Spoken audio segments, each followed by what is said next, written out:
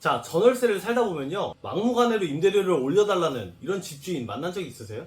아니면 계약 만기 때 전세를 월세로 바꾸자고 하는 이런 집주인이 있진 않으셨나요? 자, 결론만 말씀드리면요, 오늘 이 내용만 알고 계셔도 집주인이 해달라는 대로 안 해주셔도 됩니다. 그리고 전세를 월세로 전환했을 때 대략적으로 얼마가 되는지 이런 걸 쉽게 계산하는 방법이랑요, 임대료를 올릴 때 정확하게 계산할 수 있는 사이트를 알려드릴 거예요. 오늘 내용 짧은데요, 끝까지 들으셔야 내 소중한 돈, 소중한 보증금 지키실 수 있을 거예요. 자, 바로 들어갈게요. 먼저 쉽게 전세에서 월세로 계산하는 방법이에요. 보증금 1억당 50만원 정도로 보면 됩니다.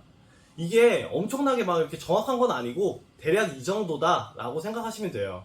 그럼 1억에 50만원이니까 1000만원이면 5만원이고 5천만원이면 25만원 정도가 되겠죠. 예를 들어서 4억짜리 전세가 있다고 해볼게요. 그러면 이걸 반전세로 계약하려고 한다면 보증금 3억에 50만원으로 할 수도 있는 거고 2억에 100만원 뭐 이런 식으로 대략적으로 계산해 볼 수 있는 거죠.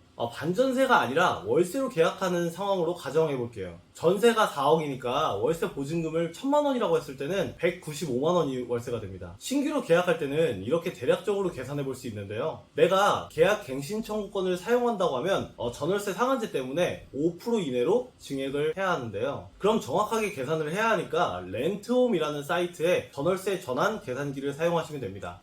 일단 포털 사이트에 렌트홈 검색하시고 들어가시면요, 임대료 인상률 계산이라는 곳을 눌러주시면 돼요. 그럼 이런 창이 뜨는데요, 여기다가 내 보증금을 넣어보는 거예요.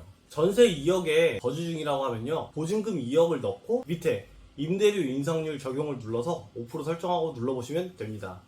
그럼 2억 1000만원이 나오는데 이 금액 이상으로 전세금 인상을 시킬 수 없는 거죠. 그리고 반전세나 월세로 바꾸고 싶다면 내 전세금으로 얼마가 되는지 계산도 가능한데요, 보증금을 5천만원으로 바꾼다면 월세는 62만 5천원이 되는 거죠. 이렇게 5% 이내로 정확하게 계산을 해야 할 때는 렌트홈 계산기를 사용하시면 좋습니다. 근데 이런 생각하시는 분들이 있을 거예요. 아니, 내가 지금 전세 살고 있는데 계약 기간이 끝나고 집주인이 월세로 바꾸자 그러면 이거 어떡하지? 이런 생각을 하실 수도 있을 거예요. 아니면 반전세로 바꾸자고 할 수도 있을 거고요. 그러면은 결론부터 말씀드리면 거부하셔도 됩니다. 주택임대차보호법 4조에 보면 나와 있는데요, 우리는 전세나 월세처럼 임대차 계약을 할 때 2년은 무조건 거주를 할 수 있습니다. 그리고 2년 살고 끝이 아니라 이 계약갱신 청구권을 사용하면 되는데요, 계약 만기 6개월에서 1개월 사이에 쓰시면은 기존의 계약 조건대로 쭉 사실 수 있습니다. 뭐 특별하게 집주인이 들어와서 살 거라고 하거나 계약갱신을 거절할 사유가 아니라면요. 한번 전월세를 계약했다면 4년은 살 수 있다고 보시면 됩니다. 자, 오늘 이 내용만 알고 계셔도 잘 대응하실 수 있게 되셨을 거예요. 그런데 이렇게 전월세를 살다 보면요, 이런 일들 뿐만 아니라 여러 슬픈 상황도 생긴다는 거예요. 저 같은 경우는 전세 월세 둘 다 살아봤는데요, 장점 같은 경우는 일단 크게 목돈이 안 들어가고요, 이사가 자유로워요. 내가 살 만큼 살고 그냥 나가도 되는 거죠. 근데 생각해보면 내 집을 사는 것보단 단점이 좀 더 컸던 것 같아요. 전세 같은 경우는 집주인이 들어온다 그래가지고 나가야 됐었고요, 월세 집은 월세를 갑자기 너무 터무니없게 올려달라 그러는 거예요. 그래서 그냥 이사를 나오게 됐었죠. 이렇게 좀 거주의 안정성이 떨어지는 느낌도 있고요, 내 집이 아니니까 뭐 마음대로 못하는 그런 불편함 같은 것도 있었던 것 같아요.